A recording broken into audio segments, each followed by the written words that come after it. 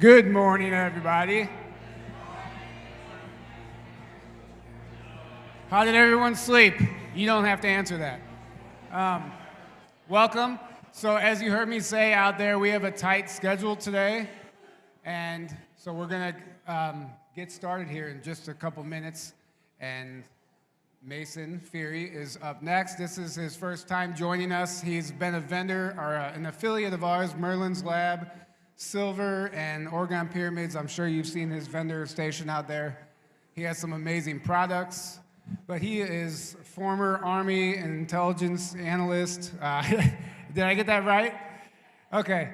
But he has an incredible story, and he's a brilliant mind, and his presentation is called What is Light? And he has some very fascinating information that he's going to be sharing with us.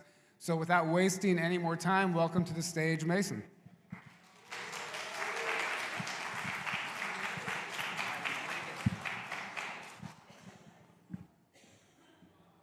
Alrighty, good morning.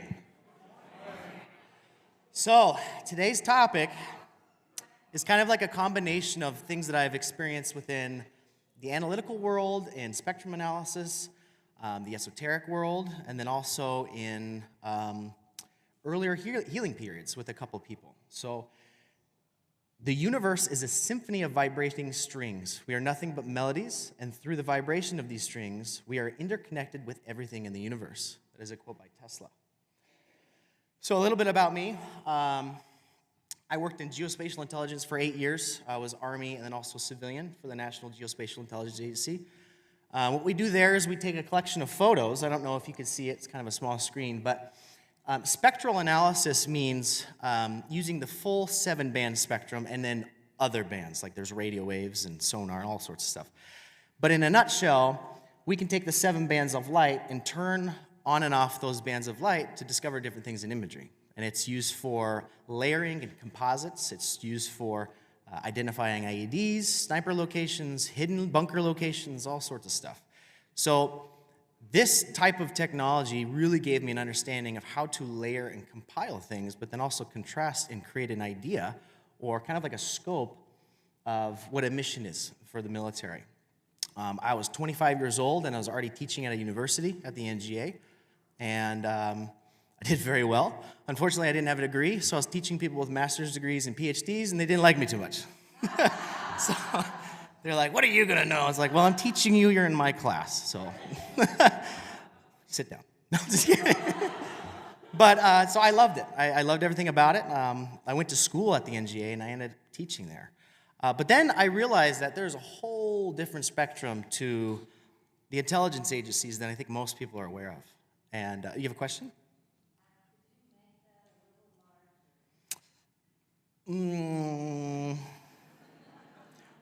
Probably not.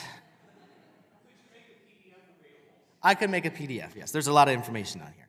But a lot of it's not going to be on the screen. A lot of it is what I'm saying.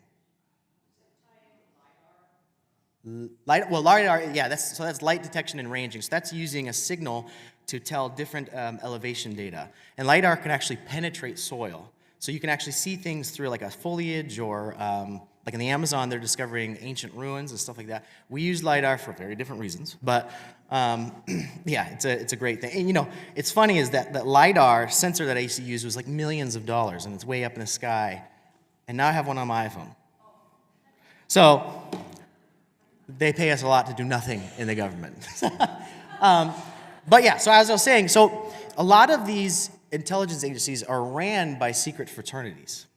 And not in the way of like it's politically motivated by these fraternities, but that all these people that are in the politicians or, you know, the government or the department of whatever's, they all kind of belong to some sort of secret society. And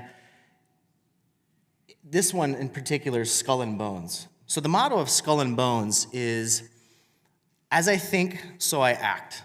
So that means I'm void of emotion. How it's supposed to be is I think, am I polarized, masculine, feminine, so I feel, my limbic system, so I act. The R complex, or the reptilian complex of the mind. These guys think and act. They don't care, Skull and Bones. They're the ones kind of mainly in charge of like our intelligence agencies, while the Freemasons are, their dominion's really like the court systems. So they have like an allegiance to one another that basically says that if I am a Mason, which I am, but not a Mason, but my name is Mason, that if I hurt someone and my fellow Mason sees me, he can't tell against me. And in fact, he has to support my character. So how does that work in a society if you do unjust things, but a brother cannot tell on another brother?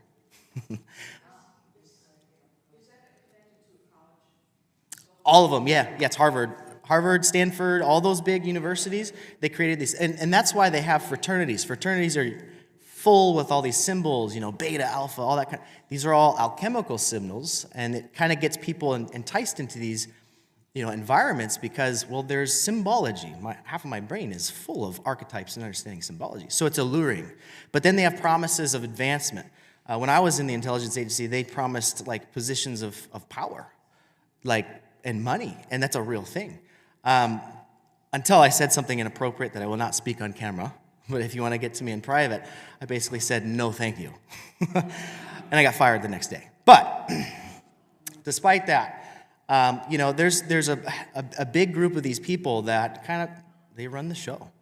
And if you speak out against them, they will ruin you. I was not allowed to go back into my industry after having over a decade of experience. And, some of it was personal choices. Some of it was, I was kind of in an adjustment period. I was going through a Saturn's return at that time. If anyone knows what that means, it means my entire life got derailed. But I'm here now, so it looks like we got back on track.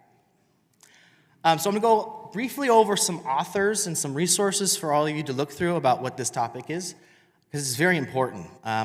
Mainstream will tell you, get the new iPhone, get the new computer, get Wi-Fi 6. And I'm here to tell you, please do not. So Arthur Firstenberg, he's the first author. He talks about a book called The Invisible Rainbow. And The Invisible Rainbow is very fascinating because it talks about what we're talking about today, the colors of the spectrum. And in fact, the invisible portions of the spectrum that our technology actually deals with. So we have something called a negative and positive balance within our body. And what that is a negative ion is what nature produces. It's a negatively charged ion. It's a particle. And our electronic devices produce something called a positive ion. These ions attach to our body because we're full of metals and toxins. The whole body is a light being. So every cell in your body is actually filled with copper. So who's to say that if you have copper filled with toxins, viruses, and gunk, why can't you charge those particles and cause disease? So the less amount of flow in the body you have stagnant energy. And that's where practices like acupuncture or any medicine or body manipulation can break up those particles and release those ions. But then it's your job to actually take your mind and connect to what you're releasing. Because emotions actually cause stagnant energy. And once you release that stagnant energy, a thought will usually come up if you're aware of it. Take that thought and work through it. So some examples of what positive ions and negative ions do. I know that's kind of small. I was thinking of a huge projector in my mind. But this one's great. So the harmful influence of positive ions. So if you're sitting at a desk all day and you're on your computer, you're going to accumulate positive ions. This computer right now, I'm accumulating positive ions. But there's ways to get around it and mitigate your exposure. You can get increased agitation. You can have trouble sleeping. You'll have melatonin disruption. You can have melanin disruption, which is this pigmentation of our skin, and various other things. They say, technology's not bad because it's non-ionizing radiation. Non-ionizing radiation is the type that you get from our devices, while ionized radiation is from gamma rays, nuclear things like that. So they say, it's fine, but it's not. It actually causes tissue heating. So if your tissues are constantly exposed to this frequency, it'll cause heat and it'll start to disrupt those cells. And you'll start getting weird tumors, all sorts of stuff can happen with this things. And this guy, Dr. Jack Kruse, kind of controversial, kind of an asshole, but he's a brilliant neuroscientist. He's got over 10,000 surgeries in the field of neuroscience. And he talks about circadian rhythm being tied to the sun. And everything in esoteric science talks about the relationship between the sun and the moon and how important those two are. See? Yeah. Yeah, don't deny that. But what he talks about that's very interesting, this is called photobiomodulation. Photo mean light. Biomodulation means body manipulation. So melanin goes throughout the body, but melatonin is produced not only in your or your pineal gland, which is what we all think, that's what makes you sleep, but it's actually created in your eye. So as soon as you actually take the morning sunrise, for example, that sets your body's tone to produce melatonin. It actually lowers your cortisol, it increases your cortisol to get you through the day, and then towards midday when you have that green spectrum, you get revitalized, and towards nighttime is when that melatonin production increases. But it only does it if your eyes are getting the information from the sun. It is literally your biological clock. Now here's the kicker. Sunset, I want to doom scroll. You got TikTok. You're getting 57 Kelvin, that's the temperature of light, from your phone, which is telling your body it's 7 in the morning. So chemically, your body is already off rhythm. That's why it's called a circadian rhythm. And blue light is just after sunset, or sunrise, just after sunset. So you're telling your body chemically it's the wrong time of day. And that's why a lot of us turn to night owls. It's not because you like to stay up and you are more productive. It's just because your body's chemicals are telling you something completely different. The other thing about that is, ever wondered, I'm not a fan of Vegas, but I do like the lights. Anybody else can say that the lights are pretty? They manipulate you. So those type of neon lights, those saturations, those hues create dopamine in the body, which is similar to drugs. Same thing with this. So they grab your attention, they peak it. It's almost like a hit of drugs. Your dopamine increases. You have the blue light that's suppressing your melatonin, which is your healing factor of your body, and you're hooked. And they know it because it's called Instagram. So we're going to get a little bit into science, and then I'm going to kind of go in a little bit different direction. So we have the 7 different visible rays. Right here we have 5. We have the red, the orange, the green, the blue, and the purple. So the red, everyone knows about red light therapy, I'm assuming. Yeah? Okay. So red light therapy has the deepest penetration because it's the longest wavelength. Longest wavelength means it's got the highest penetration, but it's only like half a centimeter. So that's good for like your skin, any light tissues, any fatty tumors, anything like that. You can actually break that apart with red light in the infrared spectrum because infrared actually heats that tissue, but it doesn't damage it. Overexposure, like anything in indulgence, you can actually damage yourself, so just be careful. Orange will attack like the dermis. It penetrates a little bit, not as far as the red light, but that does an entirely different function based on its color and its resonance within certain systems of the body. Same thing with green, the blue, and then the ultraviolet. Funny thing about the colors in the later half of the spectrum, when we get into the cooler colors, those have to deal with repairing scars, calming, and more of a sedative effect. So there's a man by the name of Darius Dinshaw. I'm going to butcher that, but I'm not going to say it. And he created this thing in 1873. It's called the spectrochrome device. He was born in India in 1873. At least by his own account, was a remarkable man. He began school at the ripe age of 2. Can't really say that's true or not, but I guess he's 2. And a half, and by 11, he was assistant professor of mathematics at the college in Bombay. Pretty impressive man. Every element exists one of the 7 prismatic colors: oxygen, hydrogen, nitrogen, carbon. The elements that make up 97% of the body are associated with the colors of the spectrum: red, blue, orange, yellow, green, and so on. In health, these colors are balanced, but fall out of balance in disease. Therapy is a simple cure to administer lacking colors or reduce the colors that have become too brilliant. Side note, I am not a doctor. This is not medical advice. But this is something that he got banned for back in the day in the FDA. So Dinshaw had exactly the method to use. His spectrochrome was a box with a light bulb, and the opening could be filled with various colored filters. It was accompanied by the Spectrochrome Therapeutic System Guide, which is this chart here, dealing with the appropriate colors to shine a patient. Green light, for example, is a pituitary stimulant, which is fascinating. Green light, if you were to think of a spectrum, like how you saw it on the previous scale, green's in the center, right? So green is on top, and its polar opposite is red. Red stimulates your adrenals. So that's interesting that color is associated in the body in that direction. But as any disease, save broken bones, it is the most responsive way to use, and that's color therapy. You remember back in the day when someone had a child, they either paint the room a light pink or a light blue? It's because it's a sedative color. It's a calming color. If it is an intense blue or an intense red, that is a stimulating color.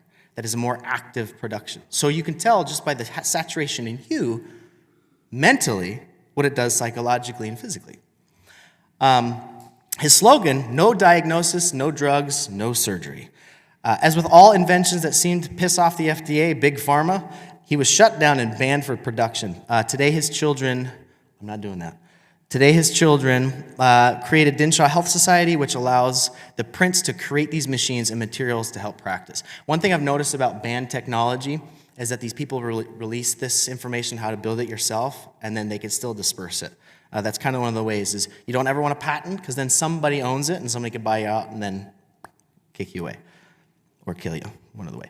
He developed the light as a form of tonation, tone, like musical tone. He was also an occultist. So take a look at that device there. That is the interwebbed Star of David. It's a very esoteric symbol. And there's some numbers there, and on the other side there are some patterns. It's just sequencing for whatever colors you use.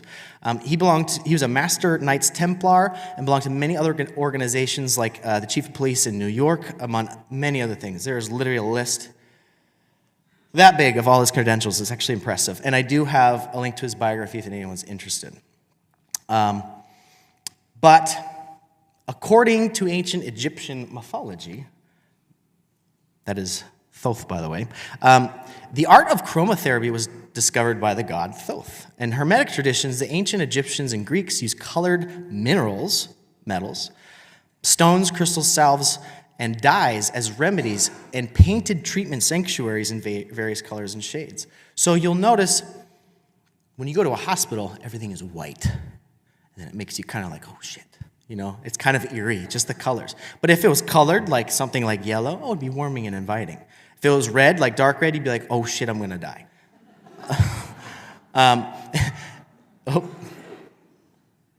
Whoopsie. Now you know what's coming up. Ah. Okay. In ancient Greece, physical nature was the color that was dominant. Why do you think nature is so healing? The color green, it means harmony. It is balance. It is the complete center of the light spectrum. And then you have those outliers with those beautiful flowers and all that, but that's just giving an accent color of the different healing frequencies of nature. So they were used to treat disease. The Greeks were unaware of the biological changes in the body as a result of color treatment. Nevertheless, they had blind faith in healing properties of colors. It's also interesting to know that they used both forms of treatment with colors in direct exposure to sunlight and indirect healing. The indirect method, they use the stones, dyes, and ointments, but the direct method is sunlight. Unfortunately, depending on where you live geographically, there's a different aperture of sun exposure, and that's called aperture of sun exposure. But what that means is the farther away from the equator you are, the less of those viable rays you get throughout the different seasons. So if you're like Washington State or here in Illinois, you only got about 3 months to utilize the sun in a healing spectrum to get those right amount of rays.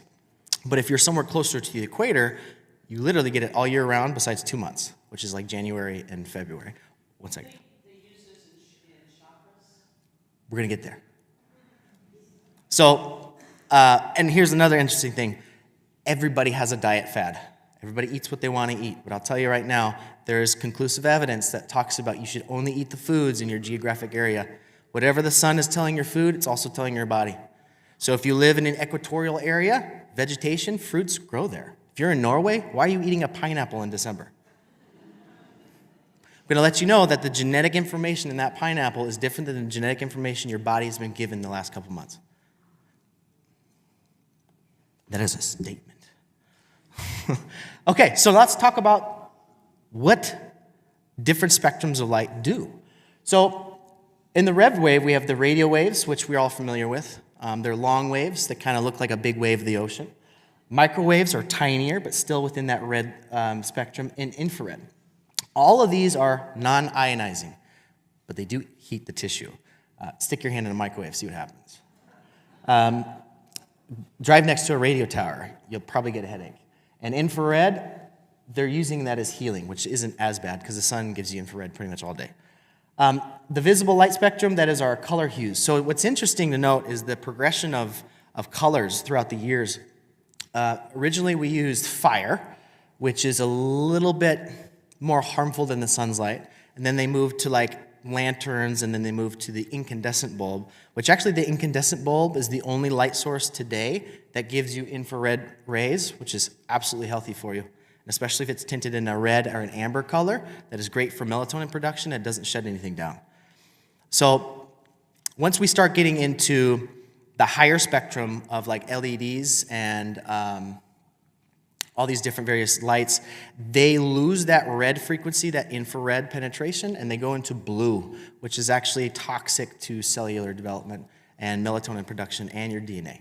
So Dr. Jack Kruse is a really good resource to look into about how that science is. He's super tech savvy, but he does explain it to our average understanding of what this stuff means.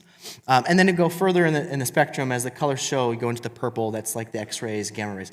X-rays, there was a lady that talked to me a couple months ago how she's like, her dentist gives her X-rays every month to see her cavities. And I was like, why would you do that? Why would you do that? You're irradiating the most precious part of your body. Your whole body can shut down, but it will not stop delivering blood to your brain, and she's just radiating the heck out of her mouth. So I gave her some supplements and some ideas, like vitamin K2 and brushing with eggshells to repair and remineralize the body. So it's funny to see, like, when you see these people getting these treatments that are using these different type of harmful frequencies, the sicker they get. And it's really no shock. You have metal in your body, and you're shining light that's radioactive. You're frying your cells. So now let's talk about the 7 colors. So light can ignite emotion. Light in various expressions can either excite or depress the emotional state. Take Facebook, for example. Blue invokes trust, right? Police officers. It's either the blue, the calming, or the red, oh shit. Because one or two going at the same time, you're in trouble. But also blue represents loyalty and trust. The royals would wear purple, which gives them a distinguished or divine appearance. Pastors don't really do that as much anymore. They kind of wear white because they want to have the whole purity look to them. But I'm not really going to go through these individual colors yet because we're there now. So we understand that the color red resonates with the root chakra. And it's interesting. Oh, I guess make this bigger. What's interesting is that the red also has psychological effects, just the color. So it symbolizes, it's very tiny, sorry. Red symbolizes action, strength, energy, and power. Some of the effects of the color is attention, motivation, stimulation, and caution. Some of the positives is sexuality, courage, disease, and confidence. The negative side is like aggression, danger, revenge, and anger. So the color of passion and energy. Red draws the attention like no other color. It radiates a strong and powerful energy that motivates us to take action. It is also linked to the sexual and stimulation of deep and intimate passion. Red is unanimously used to warn and sign caution for danger. Now, I have a color swatch here that shows the different variations of this red. Every single one of those hues of color has something different biologically with the body. So we know that we are hue man, right? Many colors of man. The hues of light are no different. So next one, we're going to talk about the sacral, or the color orange. The color orange brings optimism, has the ability to repair the respiratory system, it helps build the thyroid gland, depresses parathyroid, and relieves cramps and muscle spasm. So that is what it can be used in that chart of the body I showed earlier. That's what that specific light can do. And there's numbers on that body chart that kind of show you where to kind of put that light. Some of the symbolization of orange is emotion, youth, optimism, and then some of the effects is encouragement, uplifts, it stimulates, it helps you communicate. The positive aspects is spontaneity, creativity, warmth, positivity. Some of the negative, because everything has good and bad, are being superficial, impatient, or dominant. So when someone's very dominant, they are also acting within their sacral chakra as I feel power over others, versus having power over others, which would be the solar plexus. That is your energy system, that is your body, that is your power, your battery. Yellow is the brightest moments in life. It stimulates the motor system, the motor nervous system, which energizes muscles. It moves the lymphatic system. Every time, for some reason, when I think of the lymphatic system, I think of the color yellow. And it's funny because this color yellow actually stimulates the lymphatic system. So you can put it on your certain points of your lymphatic system and actually activate it to get it flowing, as well as manipulation of muscle tissue. So it stimulates the intestines, pancreas, and the production of bile. Bile, again, is a hue of yellow. It can expel worms and other microorganisms. That is very interesting. Some of the symbolization behind it is that it is happiness, optimism, positivity, intellect. The effects is clarity, inspires, amuses, and energizes. Some of the positive aspects, creativity, perception, mentality, and warmth. And then the negative aspects, which are our favorite, right? Cowardice, deception, egotism, and caution. And again, the many hues of the yellow, those different variations would do different things. The darker yellows are more stimulating, the lighter yellows are more sedative. Green. So when we think of green, we think of, right? I hope so. So it's a cerebral equilibrator, pituitary stimulant, rebuilds muscle tissue, destroys.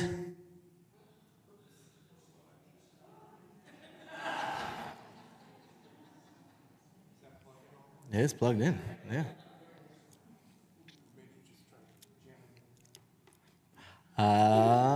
Destroys microorganisms. It's a bacteria. Oh, that's a good word. It's a bactericide and a disinfectant. So have you noticed that most of our cleaners are simple green? Green power, green man, green whatever. They're green colored because that shows the clean. You think of nature, you think of, it's pretty clean, it's healthy, it makes me feel good. Some of the symbology behind it is harmony, safety, growth, health, revitalizes, balances, relaxes, and encourages us. We have generosity, hope, prosperity, luck. The negative sides would be judgment, envy, materialism, and inexperience. That's what it says. Just going to let you know. Okay. But so if we go a little bit further back, if you think of the heart chakra, that's kind of what the doctrines are on that center. So it is our heart, it is green, we know that. But isn't it interesting that the colors themselves match with what the chakra, or the energy center of a hormone, actually is? So let's backtrack a little bit. The root chakra is a wheel, it's a mandala, but it's actually your adrenals. It is a hormone center in the body. It is your adrenals. That's your fight or flight response. If your adrenals are calm, you're in a peaceful mood. The sacral is different for men and women. Sacral for women is your uterus, is your creative expansion. That is the portal. That is the life bringer of this existence. And for men, it's our prostate. So you think how if one of these chakras are underproducing, you can have these issues like, ovary cancer or uterine cancer or prostate cancer for men. A lot of men aren't creative anymore, unfortunately. We're just in the work world. But there's so much exposure to all these chemicals and all these things that are hurting us that our most vital and most powerful centers are getting hurt. So then you go into the solar plexus, that's your intestines. I think we all know that. There's more dopamine produced in your intestines than anywhere else in serotonin, and than anywhere else in your body. So that's why it's called your battery, because serotonin is what gives us the ability to live. It gives us that joy, that peace. Your heart center, that is, everyone knows that. There's controversy on whether it's like a pump or a valve. I think it's kind of a mixture between the two. But it's got the largest wavelength of magnetism. You can actually get an electroencephalogram, and I can measure someone's heart from way back there in the crowd. You can measure the field of the electromagnetic energy, just as much as you can measure the field of a wavelength of the color green. So the color is harmony and health. Green is generous, relaxing color that revitalizes our body and mind. It balances our emotions and leaves us feeling safe and secure. It also gives us hope with promises of growth and prosperity. And it provides a little bit of luck and help along the way. So blue. This color is very powerful. I hope you all don't get agitated. It relieves itching and irritation. encourages perspiration, can be mildly sedative, improves fever and inflammation, and it's a pineal stimulant. What I think is interesting about this color and how mainstream science says this stuff doesn't work, well, why do you put premature babies under blue light to fight jaundice? But it's woo-woo. So some of the symbols behind it for words, security, trust, loyalty, responsible. It protects, it calms, it relaxes, it supports. The positive sides, confidence, peace, honesty, reliability. The negative would be too conservative, passive, depressed, and predictable. The blue is associated with the throat, and the throat is expression. And sometimes we can be very calming with our words, or sometimes we can piss people off. It's one of the most powerful influences in our centers of our body that we can give to other people. The other ones are kind of more internal. Your heart can express outwardly, your sacral can express sensually outwardly, but your throat, your voice, your thoughts behind your mind projected has the most influence. And that's why this color is very, very important. It's also deeply connected to our psychology that we'll get here in a little bit. The color blue is trust and loyalty. Blue has a calming and relaxing effect on our psyche. I just said that. Look at that. It's like I wrote it. That gives us peace of mind. It makes us feel confident and secure. It dislikes confrontation and too much attention. But it's honest, reliable, and responsible color that you can always count on for its support. Indigo, which is one of my favorite colors. Also known as purple, but purple's a little bit different because that's going to be a different spectrum. But that deals with integrity. It's a parathyroid builder. It causes contraction and controls abscesses. Promotes the production of phytocytes, which destroys, again, microorganisms. And it eases suffering and lessens overactivity. I don't know how many people have like a black light. That's not quite the same light, but if you have an incandescent that's purple, that is really good to have it very low and tuned down for the nighttime. Some of the symbology behind the words, it is structure, integrity, intuition. Yeah. It is. Sorry, this is so small. It inspires, it uplifts, and it invigorates. It is introspective. It is encouraging, insightful, and responsible. Some of the negative aspects that aren't actually on this page, but I'll just tell you, is when you're in the negative form of this light of this frequency, that's disillusionment. That can be where a lot of people that have like schizophrenia or mental conditions could really benefit from this color, but what they're stuck in is in the white color, and they're not able to release those thoughts in their mind. So disillusionment, dishonesty, fearful, and conjuring. So this is a very mystical color. The color of integrity and intuition. Indigo is knowledgeable, yet judgmental. Uplifting, yet bigoted. It is kind and dramatic. In essence, indigo's positive attributions are matched only by its negative traits.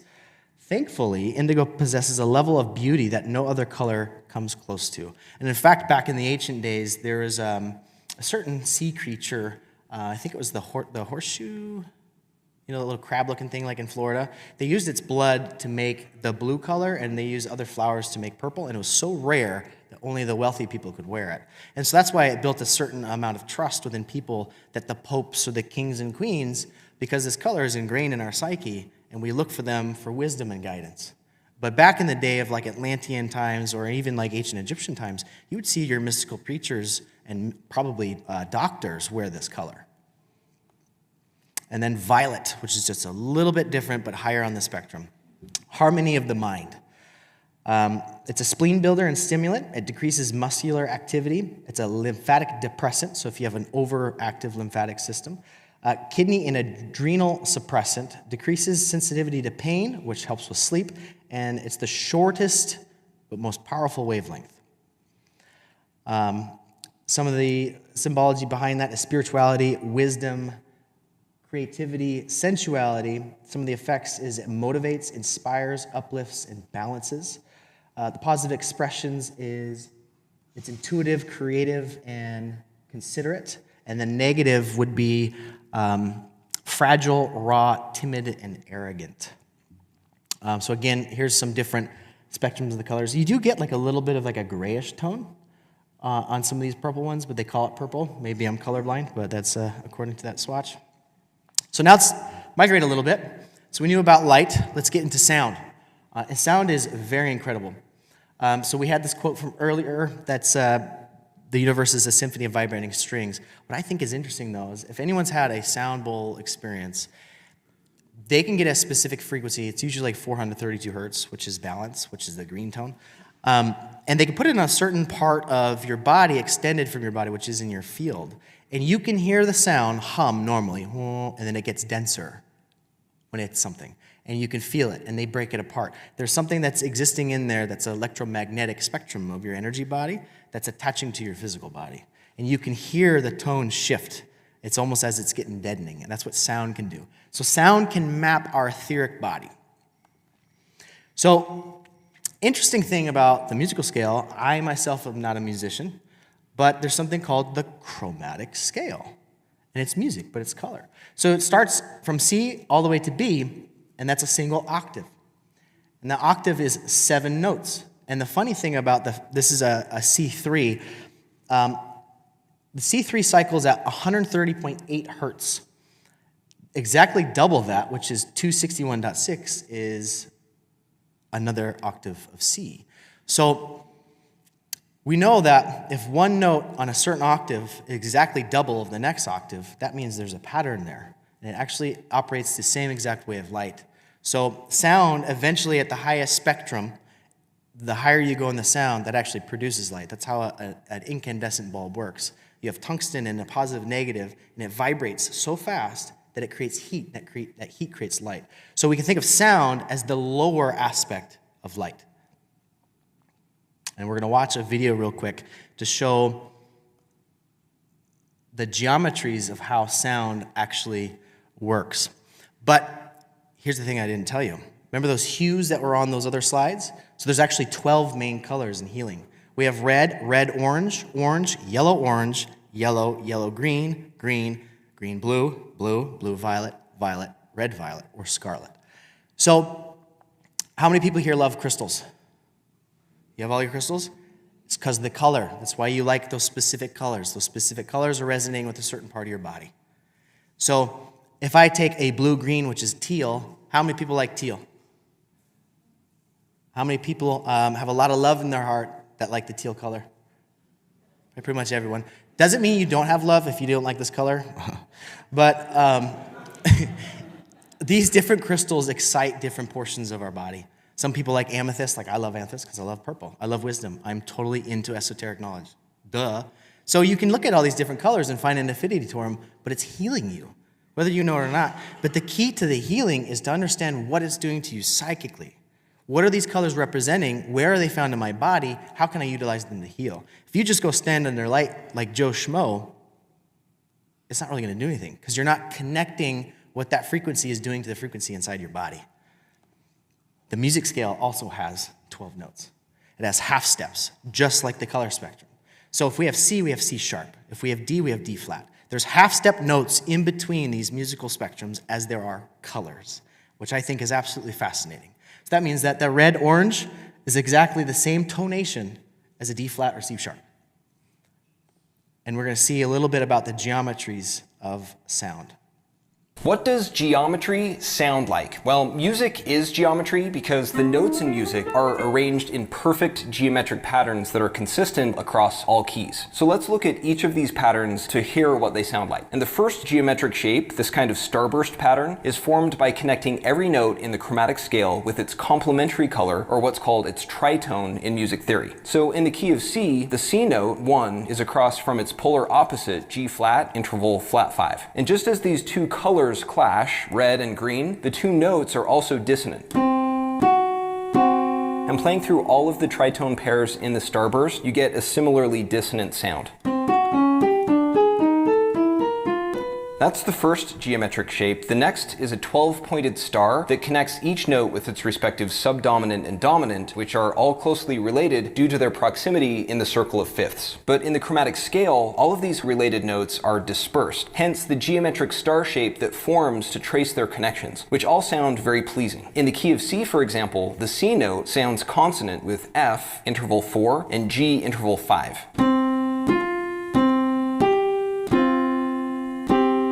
And together these notes form what's called a suspended 4 chord. By tracing the lines of this geometric shape, you can hear the same consonant symmetry across all keys.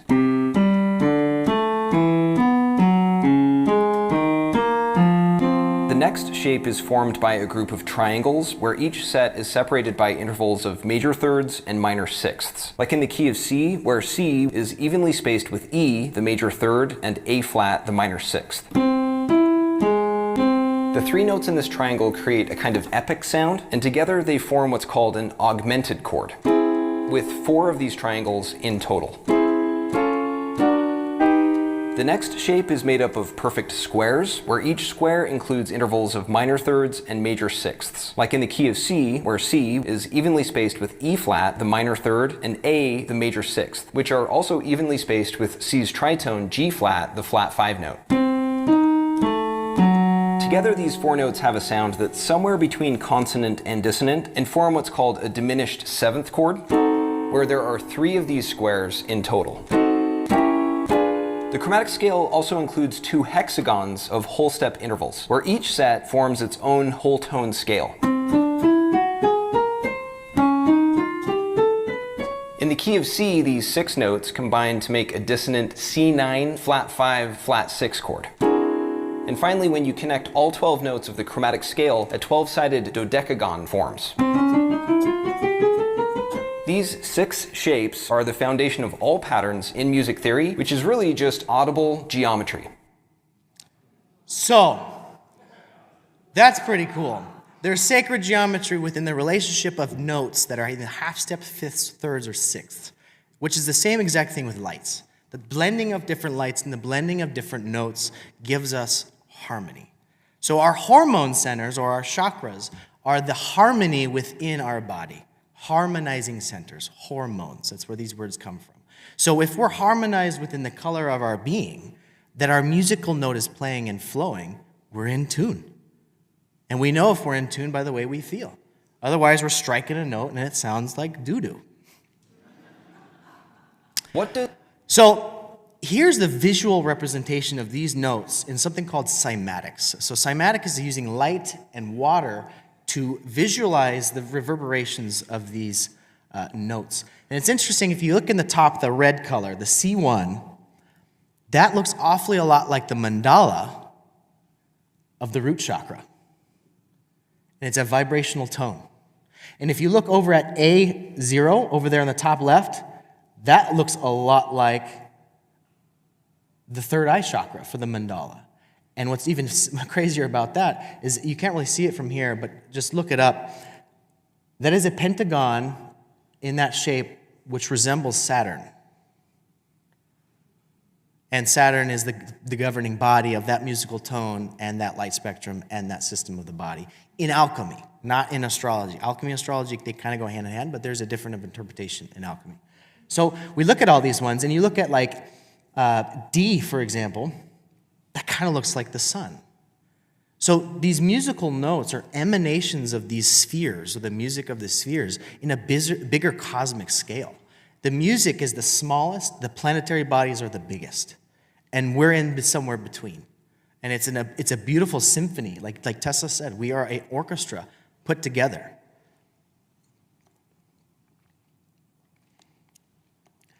So now I kind of want to go into a little bit of the solfeggio frequencies. Those are a combination of tones. Now, me personally, they sound better when it's used with a tuned sound fork or like a bowl versus like a tone that just beeps at you the whole time. I do find that a little edgy. Because when you listen to those tones where it's a solfeggio frequency and it's kind of just like that annoying ee, that is a stereo signal. We want analog. We are analog beings, we're not digital beings, so we need analog. So all these MP3s, all these digital sounds, they're not actually doing us any good. You want analog. whether it's an actual instrument, a tuning fork, a bell, whatever it is, it's got to be a real, true vibration.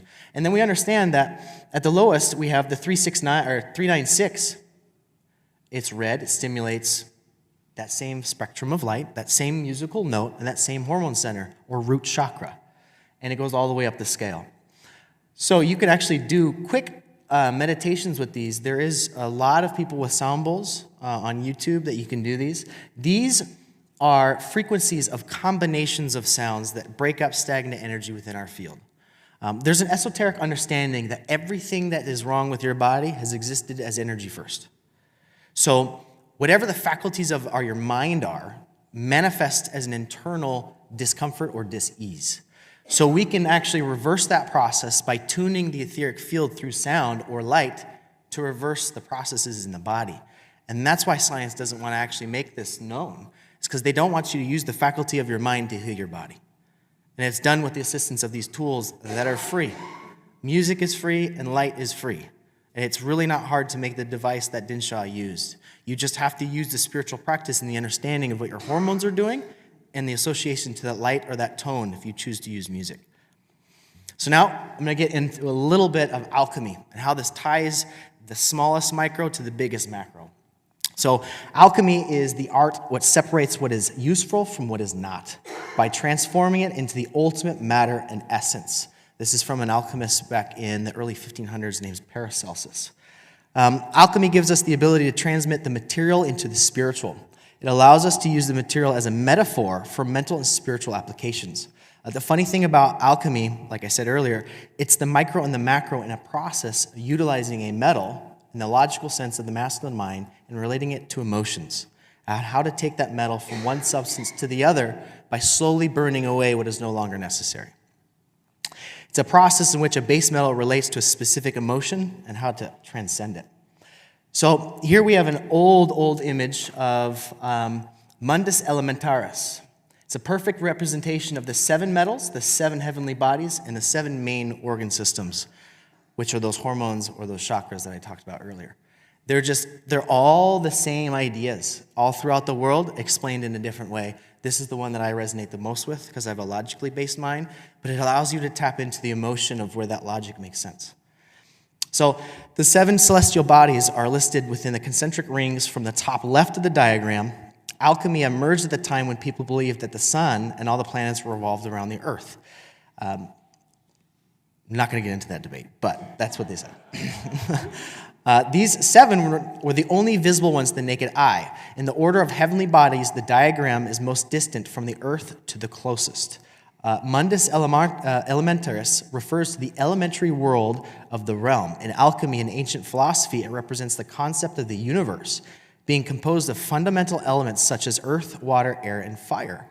These elements were believed to be the basis of all material existence and were often associated with specific qualities and properties. The study of Mundus Elementaris was fundamental to understanding the nature of matter and the workings of cosmology in many ancient philosophical and mystical traditions. So here we have the planet Saturn, and there is a lot of confusion on which hormone center, which musical note that it corresponds to. This is where I could say use your own discernment and kind of like do your own research if you're interested in it, but there's a reason why it's called music of the spheres. So I'm going to give you my version of what I think is there. Doesn't mean it's true, okay? It's just, this is what makes sense to me in my background. So Saturn represents the personification of what? Our ego. In order to free the soul, this planetary energy and metal must be purified. It's the lowest, the most densest, and the most toxic in terms of alchemy. So the metal that it's represented is lead. Lead represents something called the prima materia, or the primal materia. It is the first base matter that teaches us about putrefaction, decay, limitations, protections, and self-control. Saturn is a dark blue feminine planet, also referred to the planet of karma. Saturn symbolizes as the human being who has learned all his hard lessons from earthly life, and is eager to join the mystery planets of the world, that is Uranus, Neptune, and Pluto, which are invisible to the naked eye. So that would be that other octave. So this is a planet that is in its last evolutionary stage trying to ascend. which is what we could say we're doing here, and why we see the similar things in the darkness as related to Saturn and their Saturn cults. It's about that journey to transcend that darkest planet. The third eye chakra is our main portal to step beyond duality. It is the energy of the sixth chakra. It invites us to transcend our limitations and restrictions imposed by the planet Saturn. Lead is the first metal to be studied in alchemy because it is the base of all, and therefore it is the most difficult.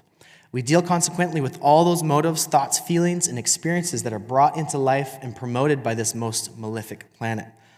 A majority of diseases, sorrows, losses, obstacles, restrictions, poverty, and disappointments in the world are due to the influence of Saturn. Not blaming him, but that's the sphere that represents that mode or path, so to speak. The positives of this influence are the ability to gain in life, the result of painful planning and plotting through perseverance, intelligent supremacy, through the reflection of careful thought of our actions and how they impact the whole. Transcending this emotion, this light, this musical note, and all associated vibrations of Saturn, and this metal will give you the key to the cosmic mind. So if you take the archetype of Saturn and you apply it to your life, the color, the spectrum, the musical note, the chakra, you'll get a better understanding of what it's here to teach you and how you can use it. So now we have Mars. So it's not really going in line. It's just kind of like how I did it, how it resonated with me. So Mars is passion. Oh, I'm backwards. Oof.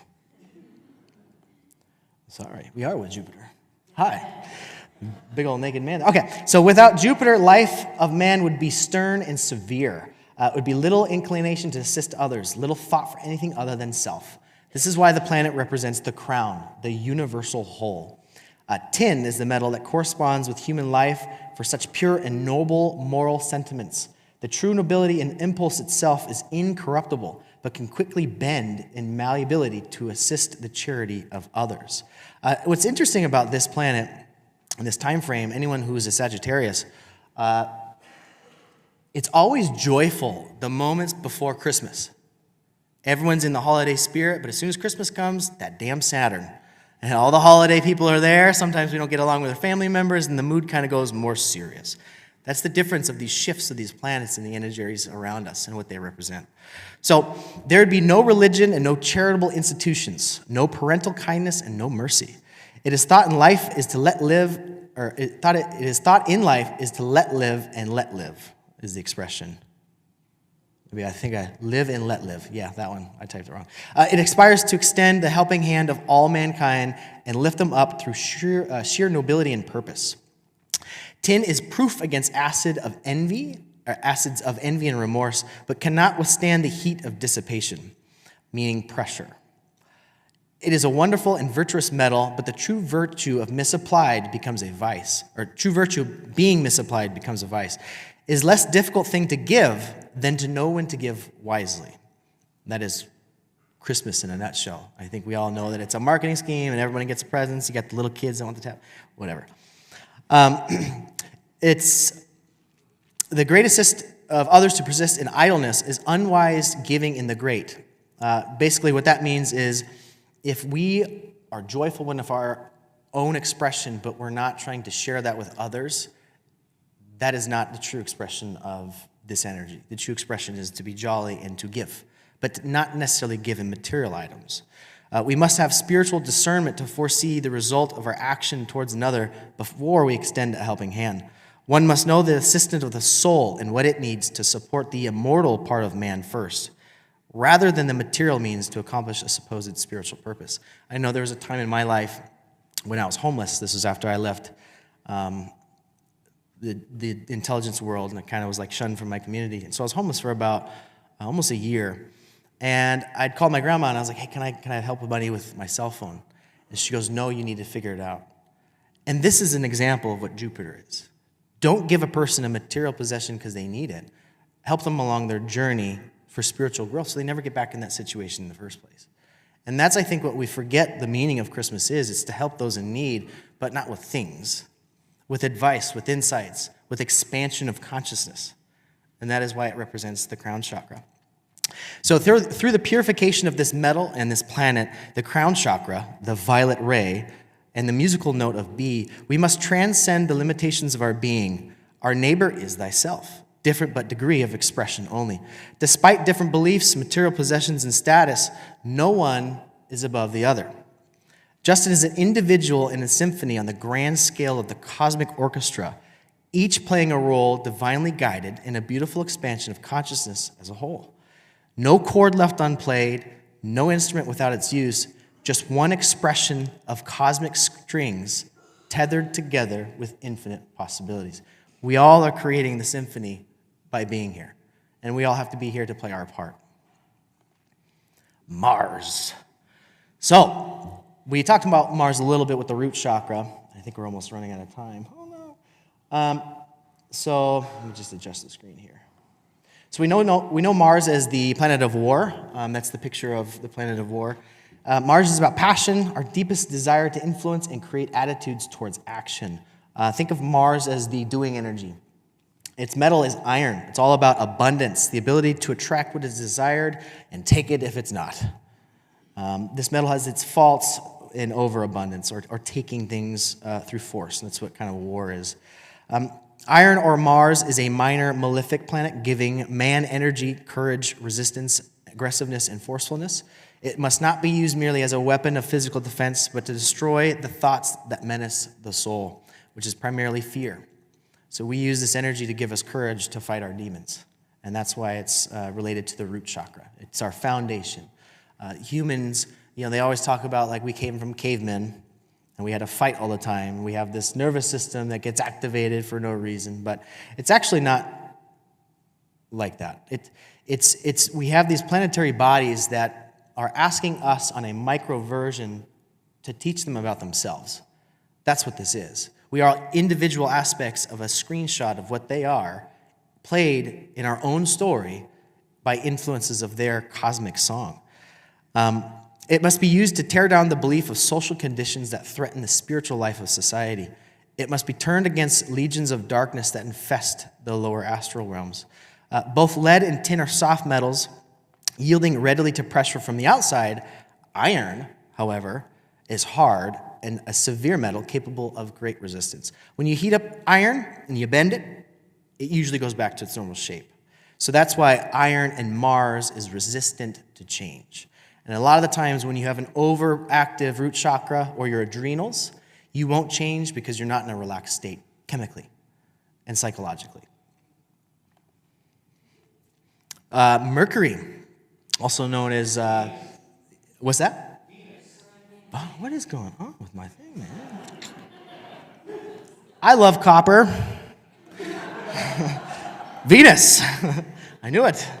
Represents love, compassion, and takes what it takes to become a well-rounded individual. That's the heart chakra. She's got the burning apple. Apples are very famous in those drawings for some reason. Copper has a cleansing effect on the body and acts as a messenger from the body to the soul. Every single cell in your body actually has copper in it, which has melatonin, which produces light. And you'll know if a person is sick through spectrum analysis if they're not producing enough light, because the electrical continuity in their cells and that melatonin, it's not bright enough. It's pretty fascinating how light is literally the best diagnosis. Light and sound. Sound can diagnose a lot too. So Venus is a minor benefic, furnishing a man with compassion, affection, refinement, and love of the artistic and beautiful. It lends a pleasing aspect to every metal, and society exerts itself to bring people together in harmony. This is the metal of love, but when out of balance, this metal turns green, filled with jealousy and selfishness that corrupts everything it touches. So that is a pure copper on the top. That is a tarnished copper. So symbolically, what that means is when copper turns green, it has a positive ionization. So if you look at the great Statue of Liberty, that was copper once upon a time. But the salt in the atmosphere creates positive ions that attach electrically to that copper and tarnishes it. And in alchemy, that's called a lower expression of copper. And that's kind of why they made it that metal, because Venus, the Venus star, has that kind of color when you look at it in the morning. It's kind of this greeny copper, and they associated copper with Venus because of its ability to shine like the three beautiful precious metals, which is copper, silver, and gold. Polished copper, to me, is absolutely gorgeous. But when it does get corrupted, it becomes quite ugly. And it literally gets on everything, and it gets all over you, and it's kind of hard to get off of things. So now we're at Mercury. So Mercury or Thoth or Hermes, it's all the same being, 3 different places in the world. So Thoth would be Egyptian, Hermes I think is Greek, and Mercury I think is Roman. I might have that backwards. I think I have dyslexia today. So Mercury is the planet of the mind, and more specifically, the way we arrange our thoughts with our words.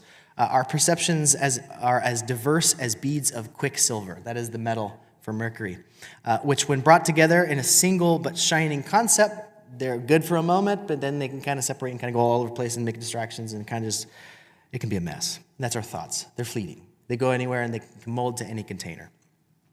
It is the most unstable of metals. Similarly, so are our thoughts.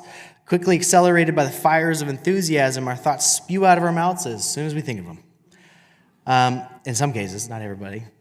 Mercury has the wonderful power to reflect light. It is used in coding for mirrors. Likewise, the mind has the power of reflection, mirroring our ideas and concepts to the worlds around us. So this is really the moment where we're taking that metal, reflecting our inner thoughts, and projecting them forward. And that's why I associated the throat chakra with that. Because you have to use your mind to speak. You can't just, you have to have something going on in there. But if we don't take the time to reflect what's going on in here, sometimes it doesn't come out as poetic as it should. The moon. So this picture is actually of Hermes, the sun and the moon. But we're just going to focus on the moon for this one. So the moon is a feminine symbol, universally represented by the rhythm of time. It embodies the cycle of not only the oceans, but the cycle of the moon. And we got to hurry up pretty quick because I hear them coming. 15, okay, we're good. I got 2 slides left, so we're almost done. So the moon is that nocturnal, unconscious side of ourselves. So I chose for this one, sacral chakra. A lot of people are saying the heart, and I was like, that doesn't really make sense because silver doesn't resonate with the heart. Silver is more of a sensual metal. It's introspection. It's the unconscious. It's the ability to create in life is what the moon. So the alchemist, the moon symbol is for inner wisdom, contemplation, and transition. This energy can be used as a tool to understand one's own intuition and better adapt to the new life they have created for themselves. So it is through the light of the moon reflected from the sun that one is able to find the answers of deep mysteries of life and become one with his or her own immortal soul. The moon or silver reminds us that growth is subtle and our true power is revealed when we learn the appreciations of the mysteries and the beauty of life. A lot of times when we're going through stress, especially for me, I always yell at the stars. I'm like, gosh, because I don't think of like a man in a chair with a beard, because that's going to be me in the future. But the moon is a reflection of the sun. So what does that mean? The sun is the active component, is the masculine component in this sphere that we live in. And in partnership, a male can reflect on a woman and a woman can shine back. And that's how you have a supportive partnership, is when one is giving, one is receiving, one is receiving, one is giving. And that's kind of the relationship between the sun and the moon. So when you look at the moon and you look at silver, the moon's glory is actually interesting. Did you know the shadow of a moon is hotter than direct moonlight? How does that make sense? How is a shadow hotter, more temperature than direct light? So that means that the moon is receiving whatever it's reflecting from the sun, but then producing its own version of its own light. And it gives us the mysteries of the depths of our unconscious. That is what it's for. And that is the true power of the feminine energy. So now we're getting into the sun. The sun is the central governing force. It is a source of both power, physical and spiritual. Gold is the color for this one. It is a spiritual fire that lights man. It is thought that the sun and gold that is able to unlock divine creativity, uniting him or her with the soul of God. Because the qualities of God are flexible, brilliant. They do not tarnish. It is pure. The alchemist learns to use the fire of his soul to purify him or himself or herself to becoming a perfect vessel for the divine will of God. Once the alchemist has learned to use the courage, strength, and authority given by the sun, or gold, they will overcome all trauma and imperfection and will gain full control over themselves and the world around them. That was a lot of information about the planets. But the key is if you take your chakras, your metals, a color of light, or a sound, and you go through whatever process that works for you, emotionally, mentally, and physically, you can heal yourself. You have to just transcend these different stages, and the way we get there is by contemplating, feeling, and going through whatever version of how you want to get there to get there. You can do the alchemical way, you could do the spiritual way, the musical way, or through light. You can visualize the purple light. Just understand that the purple light is attaching to a hormone center. So that way you can kickstart your pituitary. Or if you have work on being safety and you need security, work on your adrenals.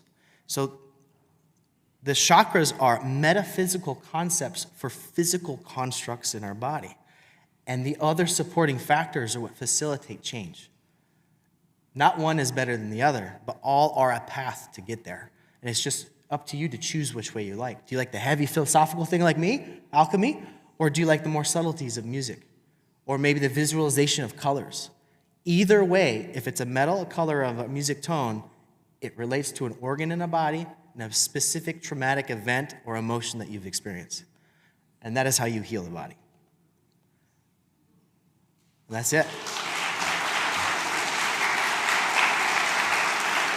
Oh, thank you.